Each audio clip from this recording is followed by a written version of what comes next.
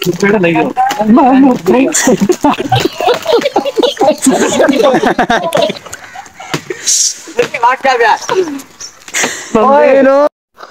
दी तरह जनाब आज फिर हाजिर हाँ स्याला दी आजकल ट्रेंडिंग वीडियो सी बना रहे हैं जनाब। ते इस वक्त सारे संगी बेली साथी जेड़े ना तत्थ होए ना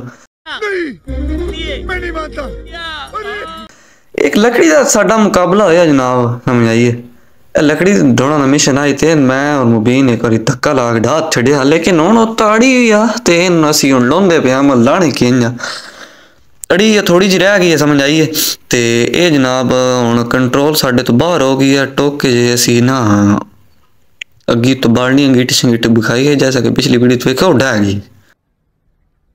bye bye tata goodbye गया टट्टिया तो मेरा दिल अब इना बड़ी उत्ती रख के ना ए जनाब बेली दे दो टोटे करिए तो गोड़े वजीर साहब वे दे पे मैनू बात बता दे पे नंजे वलाका पोंदा पे ना रस्सी छाड़ मैंने इस वक्त बनन को नहीं दिती सो खैर अल्लाह पा खैर करा जनाब।